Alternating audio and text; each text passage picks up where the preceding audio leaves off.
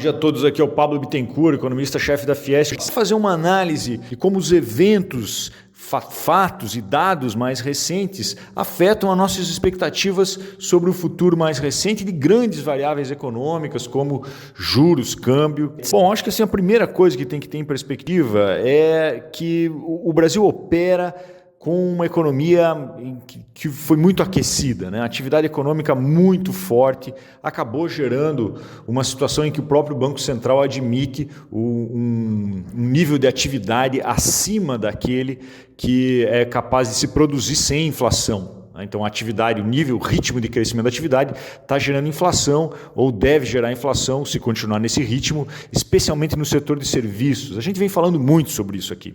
Some-se a isso um mercado de trabalho apertado, né, que é assim, uma forte dinâmica de empregabilidade, o que acaba gerando uma falta de mão de obra, não, a falta de mão de obra no mercado de trabalho, e isso costuma estar muito ligado a uma espiral de preços e salários, ou uma dinâmica de inércia inflacionária, o que também é um perigo, e aí, evidentemente, o Banco Central fica mais alerta. Se a gente somar isso à escassez hídrica, né, a falta de chuvas, que deve levar a bandeira vermelha patamar 2 até dezembro, pelo menos, a gente já tem um conjunto grande de fatores que limitam as chances de a gente ter uma queda da taxa de juros ou mesmo que aumentam a probabilidade de um aumento do ritmo de crescimento do juro no Brasil.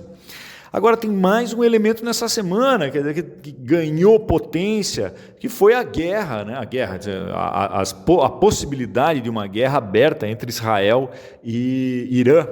A gente sabe que os grupos financiados pelo Irã, né, as milícias financiadas pelo Irã, Hamas, Hezbollah, estavam em guerra contra Israel, mas agora a guerra escalou, porque o Irã promoveu ataques diretos contra Israel, mas também Israel invadiu por terra, né, o Líbano. Então a gente já tem uma necessidade de estados se pronunciarem, né?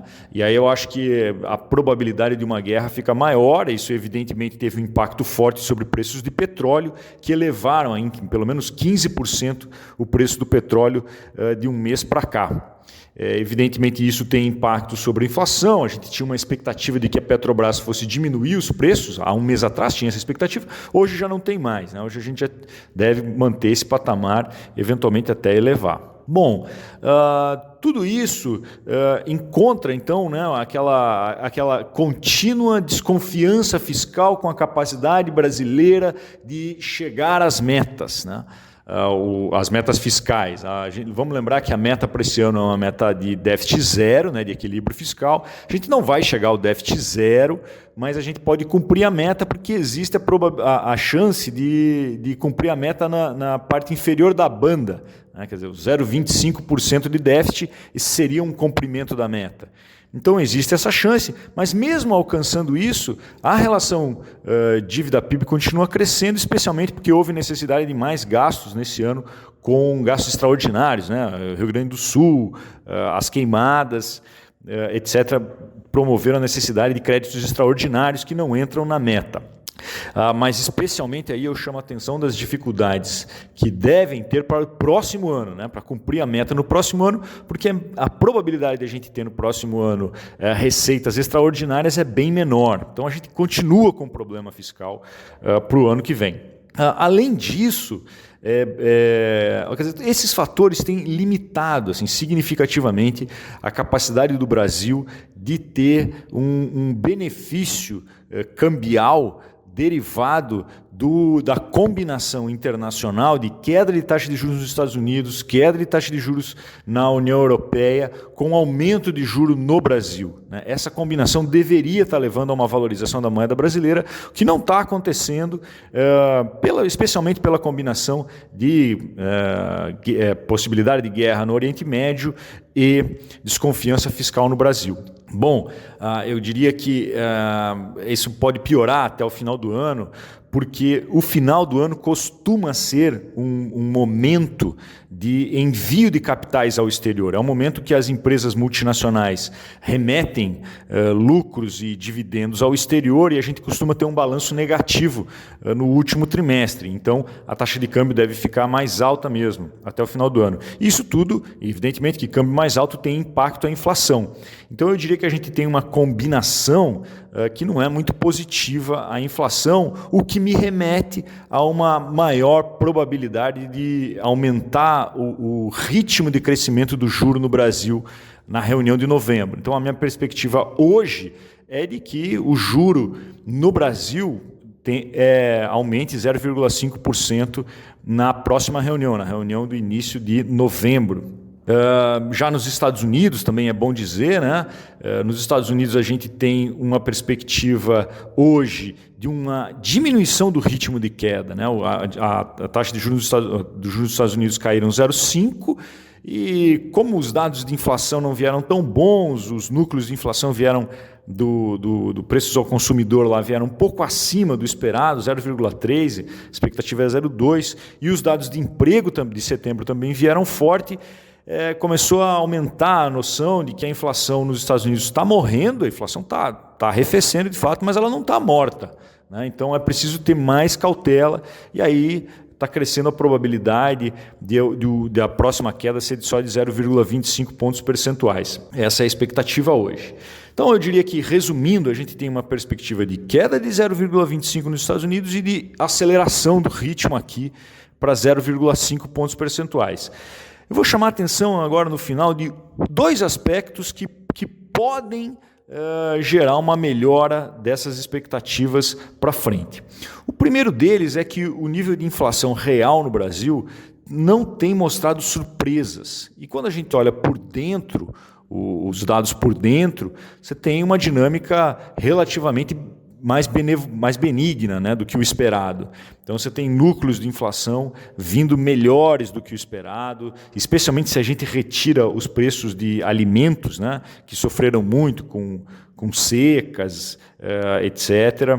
Eles têm uma dinâmica de preços no IPCA, por exemplo, que saiu hoje ou ontem, né? Desculpa, saiu ontem ou antes de ontem, vieram melhor do que o esperado. Então, isso é o primeiro fator. O segundo fator é ligado aos sinais que a venda de títulos públicos parece estar dando. Então, vejam, o Tesouro Nacional tem preferido financiar a dívida pública com títulos de curto prazo no lugar de tentar vender títulos de longo prazo. Se ele está vendendo títulos de curto prazo, é porque ele dá sinais, né, de que espera que a taxa básica de juros vá cair ali na frente ou no curto prazo. Isso chama bastante atenção, porque a taxa de juros está subindo agora, né, e se ele espera que ela vá cair, é porque ele espera que o Banco Central, que é uma entidade independente, vá definir uma taxa de juros menor no futuro, no curto prazo. Bom, para isso acontecer, o que falta é exatamente o governo, né, o fiscal, fazer o dever de casa e diminuir o nível de despesas, entregando um fiscal melhor. Então, como a gente vem assistindo já um esforço do governo mais recente, né, de contenção de despesas, essa contenção não é suficiente, mas já é um início, isso acaba criando uma expectativa de que possam vir boas notícias fiscais no curto prazo. Então, eu diria que essa é uma mudança, né, nas atitudes do Tesouro Nacional que chama a atenção e que, se vierem essas melhores notícias, de fato, isso passa a ser uma notícia. Se os gastos, né, vierem menores, se a gente tiver boas notícias fiscais, isso passa a ser uma notícia muito boa. Agora, caso o governo não consiga entregar um fiscal melhor, essas vendas de letras do Tesouro de curto prazo podem se tornar um enorme problema ali na frente, porque a gente vai ter que pagar, vai ter que aumentar o juro e aí pagar a dívida cada vez mais alta, Então a gente acaba tendo uma dinâmica piorada, né? No final das contas, o que eu estou dizendo é que me parece que o governo está fazendo uma grande aposta numa queda da Selic logo ali na frente, sem grandes informações para isso, a menos que eles estejam entendendo que são capazes de entregar uma condição fiscal melhor para o Brasil no curto prazo. Um abraço e até o próximo áudio.